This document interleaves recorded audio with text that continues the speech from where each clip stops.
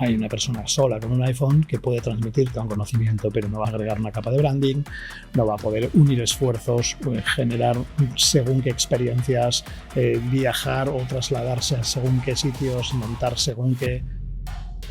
Por eso decíamos cambiar los procesos de la compañía para tomar decisiones y ayudar a la inteligencia artificial a guiarla y decir esto está bien, esto está mal, pero siempre hay una revisión humana por detrás, ¿no? Sí que la democratización va a ser total, es decir, el acceso a estas herramientas va a ser rapidísimo. Creo que el que no logre domar el caballo ahora tampoco lo va a lograr dentro de 5 años porque... Ok, es hora de tomar un impulso. Abre tu mente y juntos descubramos sobre innovación, branding y emprendimiento en el sector salud. ¡Vamos! Estamos aquí en Impulso, esta vez en los estudios de MediStream. Estamos con Rodrigo Huerta, quien es su CEO, quien se montó toda esta plataforma de formación médica continuada hace más de 10 años. Hace más de 10 años. Hace más de 10 años. En el 2017 buscaba yo un proveedor de streaming médico y eras el único posicionado en Google. Bienvenido a Impulso, ¿de acuerdo, doctor? Gracias, Miguel, muchas gracias. La verdad que muy contento porque estamos habitualmente detrás de cámara los dos, ¿no? Correcto. Y hoy me toca a mí y a ti presentarme, pero la verdad que muy contento. Se nos hace difícil esto. Se hace difícil. Pero sí, estamos rompiendo el hielo con él. Cuéntanos un poco cómo fue esa historia de ver a tu padre grabando con un móvil, un congreso médico, y cómo eso lleva a detonar el proyecto MediStream. Sí, la verdad que mi historia de fundación de la compañía tiene mucho que ver con la típica emprendeduría casual que sucede, ¿no? En la cual mi padre en el 2008, estamos por poner un poquito de contexto, ¿no? De YouTube había aparecido en el 2006, el primer iPhone en el 2007, y es entonces en el 2008 cuando mi padre me pide ayuda y me dice: Rodrigo, yo me voy a muchos congresos médicos, no me da tiempo a asumir todo el contenido y pues, tenemos que buscar una manera de que yo cuando llegue a casa pueda repasar todo lo que se da en un congreso. Además son ponencias en inglés, y entonces yo le ideé un sistema totalmente ilegal donde con un iPhone, un cable, una powerbank, mi padre iba como un inspector gadget al congreso, se ponía en primera fila y grababa los congresos, ¿no? Y de ahí pasa a que un día llego a casa y me dice: mira, tengo 20 congresos grabados, ayúdame a editar los vídeos, a enseñarme, y además pónmelos en un servidor. Porque claro, cuando estoy en la consulta y me falla un paciente, tengo una hora y me apetece estudiar, seguir aprendiendo, y eso se lo pongo a un servidor, y ya la tercera vuelta de tuerca es cuando me pasa un listado de usuarios, de amigos, de colegas de profesión que quieren ver esos contenidos, ¿no? Y digo, bueno, la ilegalidad empieza a ser grande, pero yo creo que aquí hay algo, ¿no? Porque yo no me podía imaginar que en una entrada de un congreso, con lo caras que son, te acabaran dando un pendrive en forma de aspirina con folletos y PDFs promocionales, ¿no? Y entonces ahí empecé a pensar que había un hueco para la disrupción, y todo era cómo extraer, cómo virtualizar los congresos médicos y que la gente pudiera acceder desde casa, ¿no? Claro, es que la verdadera innovación sucede cuando detectas un problema y ahí lo conviertes en una solución inmediata. Y era 2015. 2015. Se hablaba poco de lo que era un streaming. Los que hemos, después de la pandemia, de 2020 en adelante, pues muy fácil hablar de telemedicina, de streaming, de webinar. Pero los que se comieron la curva, los que picaron piedras en esa época como tú, pues bueno, convirtieron esto en un nicho. ¿Cómo conseguiste convencer a gente de los congresos, sociedades, para poder estar ahí y grabar esos streaming? Es una buena pregunta, porque la verdad es que no les convencí. O sea, llegué tan pronto al sector que no hubo manera. Es decir, yo les hice un planteamiento, hicimos pilotos gratuitos, entrábamos en los congresos con alguna sociedad que nos dejaba participar. Eran muy reacios, precisamente. 2014, para ellos veían esto una gran amenaza en lo que era la canibalización del evento físico, y no le veían el valor aportado a todo lo que sería una distribución, ¿no?, fuera de lo que sería el congreso. Y nos fue muy, muy complicado. MediStream al principio era una plataforma pay-per-view de congresos, inspirada en lo que había en aquella época: boxeo, iglesias en Estados Unidos. Exacto. Todo lo que hacía el streaming pay-per-view iba por ahí, y entonces lo adapté a lo que eran los congresos, y realmente no les convencí. Y el hecho de no convencerles prácticamente provoca, ¿no?, el fin de MediStream aquellos años. Pero tuve que pivotar como buen emprendedor y acercarme a la industria farmacéutica, que sí que entendían mucho mejor parte del negocio y a partir de ahí empezar a aplicar todos mis conocimientos en lo que era la generación de contenido, ¿no? Claro, porque ahí los partners de la industria juegan un papel importante. ¿Qué pasó con el médico? Vuelve un punto atrás cuando eran los amigos de tu padre que pedían esto. ¿Cómo lo convertiste en personas que podían entrar a una plataforma o algo propio de Medistream? No, bueno, en aquella época era un servidor, era algo muy precario, Vimeo no existía o acababa de existir. Y sí, bueno, y empecé a tener un poquito de estos usuarios que entraban y empecé a validar esa idea, ¿no? Esto es lo que me permitió, sin conocer a nadie en el sector, porque hice una cosa bastante complicada, que es detectar una oportunidad de un sector que desconoces. Y un sector médico que está hiperregulado, eso me ha costado años entender esa regulación, romper esas barreras. Pues empecé PowerPoint en mano, visitando sociedades, visitando la industria, ofreciendo una visión sobre lo que se podría hacer y de vez en cuando, y hasta que un cliente acepta, compra la visión y empiezas a tener tu primer caso de éxito, ¿no?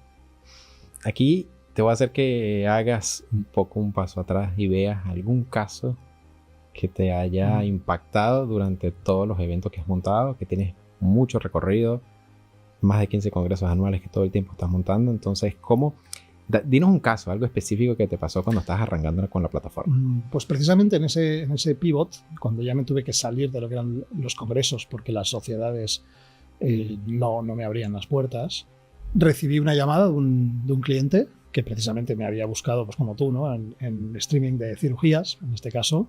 Y entonces nos contrataron durante 2 años para montarles, era una empresa que se dedicaba a prótesis de implantación mamaria, ¿no? Para cáncer de mama y aumento de seno también. Y entonces nos contrataron durante 2 años para montarles una academy que consistía en realizar cirugías en directo desde toda Europa a una plataforma, ¿no? Y este caso me impactó porque fue prácticamente el primer streaming de cirugía que hacíamos. Todavía habernos vendidos como los grandes expertos, pero fuimos para allá. Y pese a las dificultades técnicas, porque se hacía un hospital en Francia, un hospital eran unas catacumbas, no había cobertura por ningún lado, o sea, la dificultad técnica 2015 era notable. De repente conectamos el streaming y había unos 1.100 cirujanos conectados de todo el mundo viendo esa cirugía, ¿no? Y ahí es donde me di cuenta que se podían hacer cosas muy grandes, ¿no? Es decir, ese impacto emocional de decir, wow, lo que estás haciendo, tienes a 1.100 cirujanos de todo el mundo conectados para ver la cirugía de este tío, de este experto que tenía una cirugía top, y eso me pareció muy transformador. Eso, claro, está modificando cómo se formaban en ese momento. Pero mencionaste algo también oncológico, y aquí voy a hacerte un mix entre preguntarte acerca de branding. Uno de los verticales que maneja WearDoctor es crear branding a medida de proyectos de formación médica continuada. Y el caso de Medistream también es el mismo. ¿Cómo fue que nace el proyecto OncoBytes, que es un proyecto solo enfocado en oncología, con más de 6.500 oncólogos registrados y 15 congresos todos los años por todas partes del mundo? A veces te vemos en Chicago, te vemos en Ámsterdam, en Berlín. Entonces, coméntanos un poco cómo es esa experiencia desde el punto de vista del branding, desde cómo construiste eso.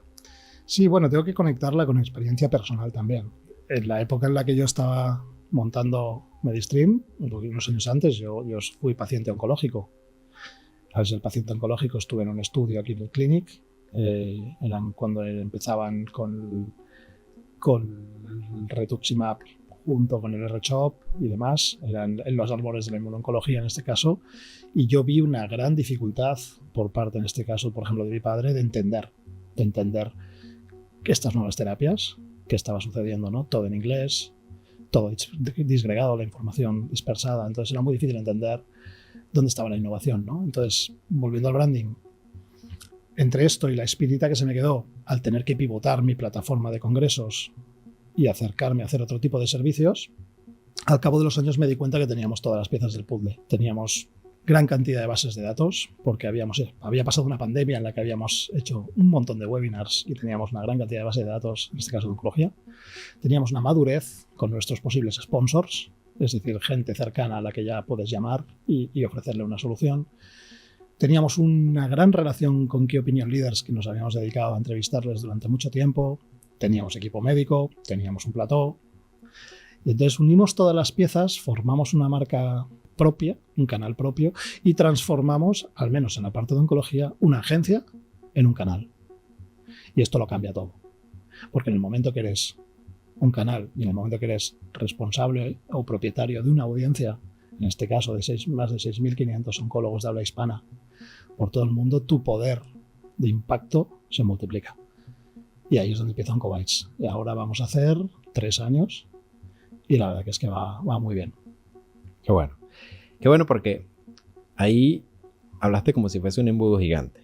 Me estás hablando de muchos paper médicos, muchos key opinion leader. ¿Cómo filtras esa información? O sea, ¿cómo haces la curaduría para saber qué información debería estar desde el punto de vista de MediaStream en el caso de Oncobytes? Lo primero y más importante es cómo fundas el canal, ¿no? Cuáles son los estatutos fundamentales de este canal, ¿no? Y principalmente lo que teníamos claro, lo que yo tenía claro es que quería que fuera independiente. En el momento que es un canal independiente, es decir, nosotros aportamos muchísimo capital para generar contenido propio, no dependemos de nadie. Entonces tenemos la libertad absoluta para filtrar estos contenidos y curarlos, ¿no? ¿Cómo lo hacemos? Tenemos un departamento médico propio que se apoya también en grandes profesionales, en grandes popes, grandes key opinion leaders del sector, y detectamos cuáles son las tendencias interesantes y a partir de ahí, rastreando la información que suceden, como decías tú, en diferentes medios, papers y demás, vamos montando una línea editorial donde difundimos una newsletter semanal con todas las actualizaciones en oncología en diferentes áreas. Y además tenemos un engagement brutal, precisamente unos open rates de newsletters de casi un 50%, y esto es gracias a esa independencia, ¿no? Claro, eso es muy bien y es retador porque tienes que mantenerte ahí. Y obviamente lo que nos preocupa a todos los que estamos en el sector es cómo lo mantienes económicamente. ¿Es inversión propia? ¿Te nutres un poco de la industria? ¿Cómo es el caso de ustedes? Efectivamente, es un modelo mixto en el cual creo que hemos sido valientes innovando un poco este modelo, porque por naturaleza de una compañía que su fin es lucrativo, pues sería muy difícil pensar que una compañía genere contenidos, ¿no? sin sacarle un rendimiento económico, ¿no? Entonces yo creo que es un modelo mixto en el cual generamos lo que yo llamo la base de la pizza de los contenidos, donde eso es una inversión de capital privado propia. Esto nos da esa independencia y sobre todo nos da una cosa muy importante que tiene mucho que ver con el impacto de la educación médica, que es la recurrencia de contenidos. Si nosotros tuviéramos que basar nuestro modelo simplemente en la sponsorización de grandes laboratorios, tendríamos que ir a caballo de esos sponsors, no solo en contenido, sino en tiempo. Entonces no podríamos realmente generar el contenido deseado para generar esa atracción en el canal. Entonces nosotros lanzamos newsletter semanal, un montón de contenidos sin fallo, porque precisamente los producimos nosotros con esa independencia. Eso genera el engagement, eso te da ese poder con la audiencia y eso te permite poner a raya cuando toca a un laboratorio farmacéutico que quiere colaborar contigo y que te dice que quiere que hables de su libro. Por lo menos en la industria, en el caso de la ortopedia, traumatología, no quieren ver algo que es venderme la moto. O sea, realmente quiero es formarme y estar actualizado. Esa es la formación médica continuada. ¿Cómo lo manejas? O sea, ¿cómo haces ese balance? Pues como digo, es teniendo el control de la audiencia y pudiendo defender estos valores ante el laboratorio farmacéutico y convencerles de que ellos tienen contenidos interesantes, obviamente, porque claro, son los quienes están lanzando todos los nuevos datos, en este caso terapias, ¿no? Pero que la forma en la que tienen que hacer llegar esos contenidos es muy distinta a como lo han hecho siempre, ¿no? Entonces, por ejemplo, nosotros en nuestra plataforma no tenemos logos. En nuestra newsletter no tenemos logos, ¿no? Siempre les digo, la camiseta no se mancha. ¿Por qué? Porque es muy importante mantener esa independencia y que el médico, en este caso, considere ese contenido lo más aséptico posible, ¿no?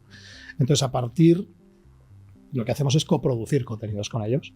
Ellos nos indican cuál sería el tema que les gustaría que habláramos a la audiencia, porque para ellos es importante la detección del diagnóstico de un biomarcador específico y demás. Y lo que hacemos es, desde nuestro departamento médico, coger este contenido, agregarle contenido de valor, que no tiene por qué hablar precisamente de lo que quiere el sponsor, claro, y montar un programa de valor en el cual una de las partes podemos hablar de esa parte, ¿no? Y así mantenemos nosotros la independencia y en el fondo el valor del contenido, que es lo que nos da el engagement de la audiencia. Pero eso es bueno porque el impacto que llegas a nivel del conocimiento, y más que lo tienes en español, es brutal. O sea, Rodrigo, desde el punto de vista España, Latinoamérica, cuéntanos algún caso de alguien que haya visto algo de Oncobay o le haya servido. Porque Latinoamérica tiene unas zonas rurales inmensas donde hay médicos oncólogos también, o los mismos profesionales de España que de repente están haciendo trabajos en África o están haciendo trabajos de formación en otros países. Cuéntanos algo que te haya impactado de ese alcance que has tenido. Sí, bueno, por un lado, muchas de las comunicaciones que nos llegan, ¿no? Muchas veces nos llegan mensajes de profesionales, de oncólogos, de todo el mundo, que nos alientan a seguir, nos felicitan por los contenidos y todo esto, la verdad que está muy bien, ¿no? Pero volviendo un poco al punto de cuál podría ser esa diferencia, ¿no? También entre el consumo de contenido en Latinoamérica y en España, ¿no? Yo creo que en España el oncólogo vive más de la conversación de pasillos de hospital, ¿no? Están mucho más centralizados en hospitales grandes, pasa un poco en Europa, tienen los congresos mucho más cercanos, el europeo, el nacional, las reuniones regionales, la industria invierte mucho, ¿no? Entonces ellos se nutren mucho de esa conexión, de ese networking, de esa conversación de pasillo, que por otro lado tienen sus fuentes, como puede ser Oncobytes, pero sobre todo se nutren mucho de ahí. En Latinoamérica no es tan así, yo creo que es un perfil mucho más disgregado geográficamente hablando, entonces la industria también ha invertido menos porque le es mucho más difícil llegar a él. Entonces yo creo que esa soledad les limita a la hora de tener esas conversaciones que yo llamo de pasillo, que permiten nutrirse en ese networking. Entonces sí que son gente que consume, las tasas de visualización, por ejemplo, son mucho más altas en público latinoamericano que el nacional, ¿no? Claro, eso por lo menos en el caso de nosotros también nos sucede. México tiene un potencial brutal y eso te puede abrir también puertas al resto de Latinoamérica. Son realidades distintas, pero qué bueno que cuentes eso porque nos lleva también a ver cómo serán los próximos pasos. Y aquí vamos a entrar en terreno. Vamos a entrar en terreno. Prepárate, porque vamos a hablar de inteligencia artificial en la formación médica continuada. ¿Y cómo lo ves tú desde el punto de vista de MediaStream ahora? ¿Qué cosas están aplicando? Que puedas compartir, obviamente, con todos los que nos están viendo. Pues. Bueno, primero de todo, me gusta que me hables de este tema porque yo no soy médico. Entonces, claro, yo estoy al frente de un proyecto de medicina, de comunicación médica, siendo ingeniero de telecomunicaciones, ¿no? Exacto. Bueno, esto de ser un outsider del sector... Somos dos. Exacto. Bueno, me da muchas ventajas también, ¿no? Me permite o me ha limitado en muchos aspectos al principio, cuando tenías que entrar en el sector y no eres nadie, y quién es, no es ni médico y por qué está llevando esto a cabo. Pero una vez rompes esas barreras, te da muchísima ventaja. ¿Por qué? Porque la innovación, y en este caso la inteligencia artificial, es una gran ola que ya está presente en nuestras vidas. Yo creo que se tiene que trazar desde las visiones de las compañías, ¿no? Es decir, que en nuestro marco competitivo, en el sector en el que estamos, veo difícil que diferentes CEOs de competencia con la que yo pueda tener tengan esa sensibilidad tecnológica precisamente por su ADN. Yo soy ADN tecnológico y lo que me preguntabas de la inteligencia artificial, nosotros ya estamos trabajando mucho con ella. La estamos sobre todo utilizando en procesos internos porque yo creo que la innovación empieza en casa. Siempre pongo un ejemplo, la innovación empieza en casa cuando en tu casa un día abres el cajón de la ropa y tiras todos los calcetines y te compras 20 pares iguales, porque estás cansado de estar emparejando calcetines que cada uno son de su padre y de su madre, y ahí empieza la innovación, ¿no? Eso es innovación, no necesariamente tecnología. No, eso es innovación, ganas tiempo y cuando descubres el truco de la eficiencia, ¿no? De ponerte 2 calcetines y salir, luego te vas al armario de la cocina y cuando abres y se te caen los tuppers con las tapas diferentes, haces lo mismo, tiras todos los tuppers, compras 20 tuppers iguales y vas ganando minutos cada día, ¿no? Eso es innovación.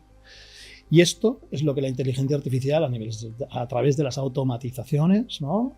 Nos permite aplicar a nuestra compañía. Hemos ya desarrollado 3-4 herramientas internas bastante espectaculares que ayudan a los equipos comerciales, a los equipos de redacción de contenidos, y son procesos internos en los que quizás el efecto wow hacia afuera, como pasa mucho con la inteligencia artificial, de mira, están haciendo estos vídeos, mira lo que se puede hacer, no sucede, no se ve, pero es precisamente esa eficiencia, esa velocidad, esa capacidad creativa que permite al equipo quitarle tareas de poco valor y ponerlo a pensar, que es donde se va notando que la empresa empieza a funcionar muy bien sobre estos procesos. Y además es un reto, porque hay que transformar la compañía entera, hay que transformar la manera en que la gente trabaja, tienes que montar reuniones específicas para trabajar con inteligencia artificial. Y yo en mi Slack, por ejemplo, nuestro canal de comunicación, tengo a mis 16 empleados y a mis 7 o 8 agentes también, ¿no? Exacto. Entonces todo empieza a mezclarse a una velocidad brutal. Eso está muy bien porque, claro, en los procesos específicos de cuando haces creación de contenido, también ha estado últimamente, la gente ve muy en boga, pero los que estamos metidos sabemos que ya es parte de nuestro proceso. Sí. ¿Tienes alguno que puedas mencionar, como dijiste al principio, de algo que tú dices, hoy no podría editar un vídeo si no hubiese existido esta herramienta o algo? No es tanto en vídeo e imagen, porque es verdad que la inteligencia artificial sobre todo es generativa. Ahora se está estabilizando, todos los motores de generación se estabilizan, entonces te permitiría mantener una cordura entre los diferentes planos y demás. Nosotros no utilizamos este tipo de herramientas para vídeo, porque al final son entrevistas, son contenidos médicos, pero por ejemplo, sí, pues para el equipo comercial, ¿no? Todo un sistema para poder replicar presentaciones comerciales de forma automatizada, ¿no?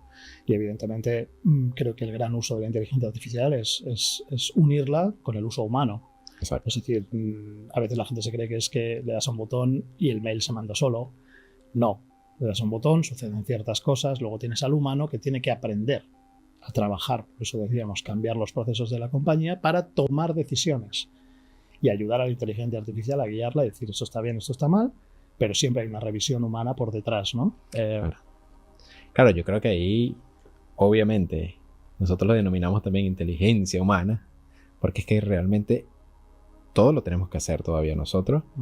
Te apoyas muy bien en los recursos actuales de inteligencia artificial, pero hay algo que el humano todavía tiene mucho que aportar. Pero ahora te pongo el reto de ver el Rodrigo dentro de 5 años con esta inteligencia artificial que en meses cambian procesos o cambian nuevas herramientas. ¿Cómo ves utilizando inteligencia artificial o nuevas tecnologías en 5 años? Vámonos al 2030. ¿Cómo lo ves? Yo creo que dentro de 5 años sí que la democratización va a ser total, es decir, el acceso a estas herramientas va a ser rapidísimo. Creo que el que no logre domar el caballo ahora tampoco lo va a lograr dentro de 5 años porque no vas a saber qué hacer. Entonces creo que los procesos empiezan desde ahora a transformar las compañías, ¿no? Hablando de educación médica, creo que todo esto puede venir mucho por la personalización de contenidos. Es decir, ser capaz de tener audiencias segmentadas. En nuestro caso, por ejemplo, los 6.500 oncólogos los tenemos segmentados, ¿no? Por países y por especialidad. Entonces yo puedo lanzar ahora mismo lanzamos una newsletter general, exceptuando si hay un congreso específico en mama, se la lanzamos a mama, ¿no? Pero pongamos una newsletter regular, que es la que sale cada semana, se la lanzamos a toda la audiencia con todos los contenidos segmentados por sus diferentes intereses. Esto en un futuro muy cercano tenemos que ser capaces de generar 10 newsletters. Automáticas, claro. No automáticas o con ciertos procesos, pero y que cada newsletter apunte al target requerido. Y si es un oncólogo especialista en mama, le llegue una newsletter de mama, punto. Es que yo creo que eso que comentas es perfecto, porque la gente cada vez quiere que me hables exactamente lo que quiero escuchar. Esos algoritmos que a veces hablamos buenos y malos, sí. Pero yo necesito, cuando hago una microespecialización dentro de la medicina, que, a ver, háblame exactamente del cáncer de piel, que es el que estoy investigando. Sí, además en oncología la hiperespecialización es todavía más grande, ¿no? Es decir, ya no un oncólogo de pulmón, ya no le interesa todo el área de pulmón. Le interesa una parte, ¿no? Y esto se está especializando cada vez más. Entonces ahí está el reto de los que somos publishers de contenido, cómo llegar a esta gente. Y esto está, pues, hay que hacer microestrategias de contenido y la única manera que yo veo es utilizando tecnología para ayudarnos en procesos en los que no sería imposible. Tendrías que tener a un equipo humano descomunal para poder nutrir, ¿no? A este tipo de... Yo lo veo por ahí que la hiperpersonalización de los contenidos, la educación, digamos, personalizada, es donde yo veo que la educación médica dentro de 5 años va a estar ahí. Y otro reto importante es que esto por parte del usuario es saber detectar cuáles son las fuentes de contenido buenas, ¿no? Con todo el contenido que existe y que va a existir, el saber detectar dónde encontrarlo, ¿no? Y esto también es un reto importante para nosotros y yo creo que para la audiencia. Claro, y limpiar un poco estos contenidos que vienen viciados y que creo que nos toca un reto también. Sí. Ahora vamos a otras innovaciones. Te veo con unas gafas Meta. Siempre has innovado, haces en vivos o reels mostrando también cosas de tecnología. Sí. Realidad virtual, realidad aumentada. Cuéntanos un poco casos que has tenido con transmitir cirugías y también cómo lo ves a nivel de la actualidad y lo que viene. Aquí realmente yo creo que todo esto ha quedado solapado o enterrado por toda la erupción de la IA, ¿no? Sí. Antes de la era IA, estoy hablando de hace 2 años, estábamos con los metaversos. Metaversos murieron. Pero en ese momento metaverso era la bomba, ¿no? De hecho aquí nos compramos varias gafas de realidad virtual para experimentar con ello, ¿no? Yo tengo varias teorías al respecto y es que la realidad virtual no se ha estado utilizando bien, en este caso, para la formación médica o para una posible formación médica. Es decir, la realidad virtual, la realidad aumentada funcionan muy bien en el efecto wow, que es lo que vemos en los congresos. Ponte las gafas y mira, y es el efecto wow que te dura 2 minutos, que es que chulo, estoy en un entorno virtual, estoy en un quirófano. Nosotros hemos hecho grabaciones en VR en quirófano y te das cuenta cuando haces la grabación que no sirve. No sirve porque el centro de la acción está aquí. Exacto. Son las manos del cirujano viendo cómo se hace una incisión. Y a mí qué más me da poder estar viendo todo lo que hay en el quirófano cuando el punto de acceso y de información está aquí, ¿no? Entonces yo creo que se pueden utilizar bien, pero para eso faltaría una cosa que no sé si ocurrirá, y es la siguiente. La VR o la realidad aumentada, que serían gafas como estas que ya empiezan a aparecer, ¿no? Modelos muy livianos, ya más reales. Con la información. Se puede utilizar para formación, yo creo, de forma muy chula. Te diría más que para cirugía, una de las técnicas que se podría utilizar muy bien o que se ha utilizado es la grabación estereoscópica en 3D. Porque el hecho de ser 3D le da profundidad al cirujano a la hora de operar, ¿no? y a la hora de visionar, y puede detectar mucho mejor, igual que el 4K le da mucha definición en lo que es la imagen. Pero todo esto se va a revolucionar el día en que los hijos de las casas pidan para Reyes unas gafas VR, ¿no? Y entonces los papás pidan a los Reyes unas gafas VR para sus hijos, y entonces de repente democraticemos la tecnología hasta el punto en que en cada casa haya unas gafas VR, y a partir de ahí es donde tú, yo creo que sí puedes empezar a servir contenidos, porque si no, lo que se está haciendo hoy en día es juntar, ¿no?, a los colectivos, a los médicos en un congreso, ponerles unas gafas, vivir la experiencia, como digo, el efecto wow. Sí. Pero para hacerlo bien creo que la gafa tiene que estar ya democratizada, pues como tenemos ahora un móvil, pues que hubiera unas gafas, ¿no?, el día que eso suceda, y yo creo que se pueden plantear muchas cosas. Sí, yo creo que hay unas propuestas interesantes de planificación quirúrgica también, o espacios en donde aumentes, pues de hecho es el nombre, aumentas la realidad, es decir, cosas que todavía van ciego. Vamos a estar sinceros, o sea, tienes que hacer una incisión y tienes que pasar ciertos tejidos, ciertos componentes anatómicos que no los vas a ver si los recreas, pero bien, no que parezca un videojuego. No. Sino que, y creo que nos hace una información guiada. Exactamente. Un holograma que te va guiando en el proceso. Sí. Yo creo que eso es interesante también, igual que, por ejemplo, todo lo que sería al momento que tengas guantes ópticos y que te permita tener sensibilidad, ¿no? Que te permiten tener la sensibilidad de un bisturí y entonces poder, por ejemplo, simular, ¿no?, sobre todo para training, una cirugía y demás. ¿Cómo ves que estará el mercado audiovisual? Porque actualmente están entrando muchos players, estamos entrando en una nueva etapa post-pandemia en donde la cantidad de material audiovisual dentro del sector salud, pues bueno, ha sido exponencial, y más si incluimos todas estas nuevas tecnologías. ¿Cómo te ves con respecto a competencia? Incluyendo competencias como que los mismos profesionales puedan crear su contenido. Ya estamos compitiendo con un iPhone, con una calidad de cámaras profesionales, y que ellos dicen, pues nada, me pongo un trípode y yo lo grabo, ¿no? ¿Cómo te ves a nivel de sector? Pues como te decía antes, si me tengo que ver con mis competidores al uso, que serían pues las empresas que competimos, ¿no?, en el mismo sector, me veo bien, me veo una empresa con cierta cintura todavía, es decir, no somos suficientemente grandes y esto nos permite cambiar el rumbo y ser muy rápidos ante cualquier eventualidad, ¿no? Y esto es muy importante, sobre todo en un contexto de crisis, por ejemplo, como puede venir, o como vino con el COVID, ¿no? Acontecimientos que uno no espera, pues el tener la capacidad de maniobra, la capacidad de innovación, como digo, creo que la tenemos altísima aquí en la compañía y esto se ha demostrado con el tiempo, que cada salto de innovación nos ha ido abriendo mercado y nos ha ido posicionando cada vez mejor, y creo que respecto a nuestros competidores somos mejores en innovación precisamente porque la visión del fundador y propietario, en este caso que soy yo, con una carrera de ingeniería, ¿no?, con un ADN absolutamente innovador, pues es difícil, ¿no? Porque al final es que no es cuestión de tener ideas, es cuestión de transmitir a todo tu equipo en un efecto cascada hacia dónde tienes que ir y cómo tienes que trabajar, ¿no? Y eso es una parte más de competidores directos con empresas al uso. Has tocado también el tema de los contenidos realizados por los propios médicos. Me parece muy interesante el concepto. Ya lo hemos visto, por ejemplo, con los famosos youtubers. Pues evidentemente si eso lo mezclamos con un profesional sanitario que tiene experiencia y que sabe comunicar, pues evidentemente puede haber gente, de hecho los hay. Los hay. En el sector de oncología también están los Onc Brothers, por ejemplo, que son dos hermanos, que nos los encontramos en todos los congresos y siempre dan sus cápsulas de lo que está sucediendo, ¿no? Pero es verdad que esta gente, creo, que quizás no tiene la capacidad o no quiere escalar este tipo de negocios a compañías mucho más potentes.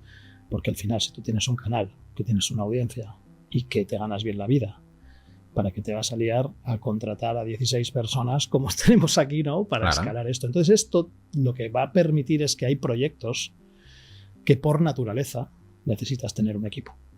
Exacto. Entonces hay una persona sola con un iPhone que puede transmitirte un conocimiento, pero no va a poder agregar una capa de branding, no va a poder unir esfuerzos, generar según qué experiencias, viajar o trasladarse a según qué sitios y montar según qué shows, ¿no? O convertir una unidad de negocio también, porque tú lo dices, pueden monetizar también el contenido. Exacto, entonces sí que veo que los hay a nivel pues, individual, pero claro, hasta qué punto pueden montar según qué cosas con los medios que tienen, porque quizá no es lo que quieren, ¿no? Qué bien, eres una persona optimista, capaz de hacer mil cosas, porque yo te llamo a veces y te digo, Rodrigo, tengo que montar un streaming con Kansas, Chile, Barcelona, y en 2 semanas, y tienes la capacidad estoica de decir, dime agenda y veo si tengo un hueco, y claro que sí. No, creo que por las pocas cosas que te he conocido, no tienes no adelante. Siempre te arriesgas. ¿Cómo han sido estos 10 años de Medstream? ¿Y qué consejos le darías a ese mismo Rodrigo de hace 10 años cuando estaba comenzando? A ese consejo... Joder. ¿Cómo han sido estos 10 años? Muy duros. Muy agridulces, porque creo que estamos en un país muy complicado de emprender y de lanzar proyectos. Y encima, pues, como te digo, ¿no?, lancé un proyecto sin conocer mucho el sector. Es un proyecto que ha crecido de forma orgánica, es decir, no está apalancado en ningún fondo ni en ninguna deuda. Entonces esto también constriñe mucho las operaciones, ¿no? Y entonces el reto para mí es llegar cada día, ¿no? Y estar hoy aquí pues ha supuesto 10 años, por un lado de sufrimiento, ¿no?, de poder llevar la empresa hasta este nivel, ¿no? Pero has estado aquí ya, son 10 años. Son 10 años. Pero eso de disfruta del camino, me gustaría verlo. Eso es lo que le diría yo al Rodri que empezaba, ¿no? Hace 10 años. Le diría 2 cosas. Empieza antes. O sea, ya que vas a empezar, empieza antes. Empieza. Y eso de disfruta del camino, creo que le diría, y prepárate para sufrir, porque esto es duro. Pero por otro lado, es muy reconfortante. Es decir, es una sensación muy agridulce. Pues llevas el sufrimiento constante, muchas, noches sin dormir. Claro. Ha habido muchas situaciones, crisis, no crisis, proyectos que de repente te planteas cómo los vas a hacer, ¿no? Y es que es una locura. O sea, esto siempre digo, ¿no?, a mi equipo, esto es una montaña rusa. Cada semana suceden cosas en empresas de este tamaño y con esta capacidad de innovación y disrupción en sectores tan, en este caso, clásicos como el de la medicina. Siempre, cada semana pasan cosas que te mantienen vivo, ¿no? Pero bueno, igual eres consciente que eres disruptivo dentro del sector. Y a veces porque estamos detrás de cámara, no somos visualizados, como es el caso tuyo, pero la comunidad que has levantado con Oncobytes, la cantidad de profesionales que se han formado con formaciones a medida en Midstream, no te lleva a preguntarte cuál es el legado que dejarás. O sea, que... A ver, yo si pienso un poco, no me gusta esa palabra, el legado, ¿no? Parece que ya me quieras jubilar. Parece que ya me quieras jubilar. Ojalá que te caiga un proyecto gigante y te jubiles. No, no me gusta mucho esa palabra, pero sí que aspiro un poco a... Y lo pienso mucho, ¿no? Yo aspiro a dos cosas, personalmente. Una, que sentir que la gente que te acompaña en el proyecto, es decir, tu equipo con el que te pasas todos los días, pues oye, pueda ser en su momento una fuente de inspiración y sentir que les has acompañado, les has hecho crecer como personas, principalmente, porque parece muy tópico, pero es verdad que en empresas tan pequeñas, nosotros viajamos por todo el mundo, sí. Equipos, ahora nos vamos la semana que viene 7 a Berlín, ¿no?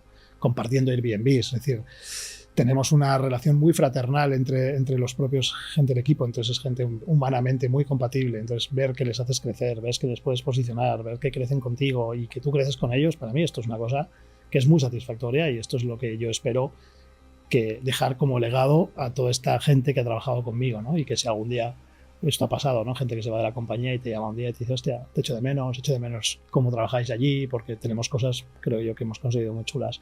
Y a nivel de sector, pues si hemos podido dar una vuelta de tuerca y me consta que lo hemos hecho, porque también me consta que hay ideas, planteamientos que han sido copiados, ¿no? En el momento que nosotros hemos lanzado, ves competencia y ves cosas, es decir, significa que estás haciendo las cosas bien. O hay gente que se ha molestado en ciertos momentos del sector por cosas que tú estás haciendo, porque eso significa que lo estás haciendo bien. Exacto. Pues bueno, pues si hemos dado una vuelta de tuerca y hemos permitido pues que esta comunidad se pueda formar un porcentaje, aunque sea pequeño, y eso se revierte, ¿no? Al final en una mejor calidad asistencial, y eso tiene un beneficio, ¿no? Pues para toda lo que son la sociedad, ¿no? Porque tienes unos médicos mejor formados y encima te has ganado la vida haciendo esto y te has divertido como nos divertimos, pues yo creo que está bien, pero tenemos que empezar a aprender a disfrutar. Bueno, hay que disfrutarlo. Muy bien, y para hacer como un cierre de que nos explique un poco lo de Midstream, ¿algún proyecto que te esté ilusionando para los próximos años? ¿Algo que nos quieras contar? Bueno, precisamente tiene mucho que ver con lo que hablábamos antes, ¿no? La innovación, la inteligencia artificial, esto está replanteando unos retos estratégicos muy potentes, ¿no? Y muy interesantes. Me tiene sin dormir, te diré la verdad, porque estamos haciendo cosas y cada día que avanza, ¿no? Cada día que vienes a la oficina y ves los resultados, pues se te abren muchas ideas. Y sí me imagino que uno de los proyectos puede ser replicar los canales, ¿no? Y ahora tenemos Oncobytes. Mañana, porque no abrimos Hematobytes o Diabetes Bytes y vamos montando verticales. Que podemos unir fuerzas y hacemos Trauma Bytes. No, y es ahí, esto lo unimos con lo que decíamos antes, es decir, ir personalizando cada vez más la educación o los canales de información para que cuando ya entres en un canal ya no tengas que elegir entre la cantidad de contenidos y decir, no, esto es oncología, me meto aquí y aquí está todo, ¿no? Y es una manera, esto es un proyecto bonito, ¿no? La escalabilidad de estos canales, hemos tardado 3 años, creo, y todavía tardaremos un poquito más en acabarle de poner el lazo a Oncobytes, es decir, descubrir todos los drivers que funcionan, todas las palancas que traccionan y cómo funciona el canal. Nos ha costado esos 3 años. Ahora yo creo que ya tenemos todo ese handbook para poderlo replicar y esto es una cosa que justo junto con la inteligencia artificial me suscita mucho interés. Somos dos ahí para ver qué inventamos. Sé que se nos van a ocurrir cosas. Exacto. Señores, este era Rodrigo Huerta, quien nos acompañó desde Midstream. Gracias por estar aquí en el estudio, gracias por estar en Impulso y apoyar todo lo que hacemos con Aware Doctor. Y gracias a ti, Miguel, que hace años que te conozco y la verdad que me ha hecho mucha ilusión que me llamaras. Y a todos los suscriptores que tiene este hombre en el canal, pues a seguirle, que la verdad que estás haciendo las cosas muy bien. ¿Qué te pareció este impulso? Síguenos en el canal de Aware Doctor y únete a esta comunidad donde la salud se mezcla con innovación, branding y emprendimiento. Porque aquí lo hacemos diferente.